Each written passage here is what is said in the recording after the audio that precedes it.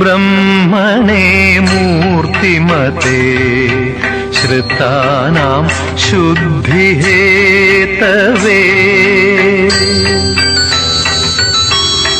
നമസ്കാരം. ദേവദശകം ടിവിയുടെ ഗുരുചിന്തനത്തിലേക്ക് ഏവർക്കും സ്വാഗതം. ഓം ബ്രഹ്മണേ മൂർത്തിമതേ ശ്രുതാനാം ശുദ്ധിഹേതവേ.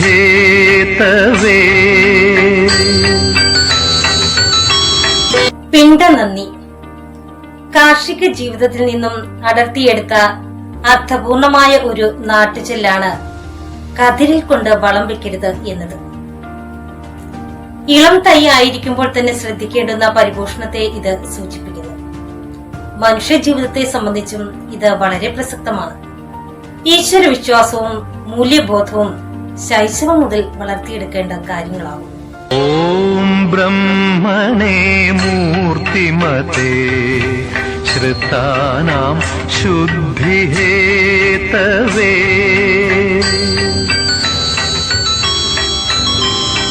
ഒരമ്മയുടെ ഗർഭാശയത്തിൽ ഒരു കോശമായി കുഞ്ഞ് രൂപാന്തരപ്പെടുമ്പോൾ അതിൽ 46 ക്രോമസോണുകളാണ് ഉള്ളതെങ്കിൽ അതിൽ 23 പിതാവും 23 മാതാവും സംഭാവന ചെയ്യും.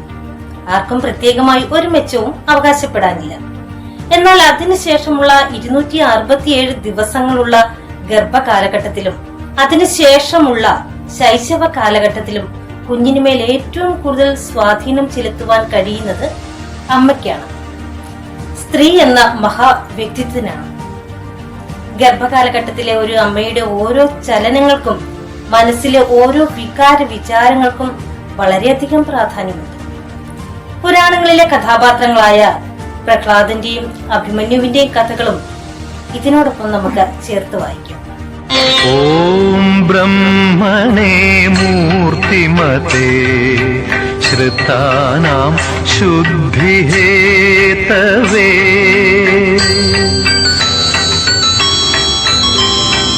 ബുദ്ധിയുള്ളവരും സ്നേഹമുള്ളവരും പരിചരിപ്പാൻ സാമർഥ്യമുള്ളവരും ശുചിത്വമുള്ളവരുമായ പരിചാരകർ സമീപത്തുണ്ടാകണമെന്ന് മഹാഗുരു അരുൾ ചെയ്തു. ഒരു വ്യക്തിയുടെ മധുരിക്കുന്ന ഓർമ്മകളിൽ പലതും അമ്മയെ ചുറ്റിപ്പറ്റിയാണ്.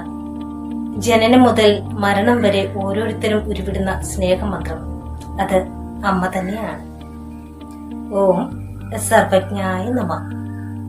ഓം ബ്രഹ്മണേ മൂർത്തിമതേ ശ്രുതാനാം ശുദ്ധിഹേതവേ.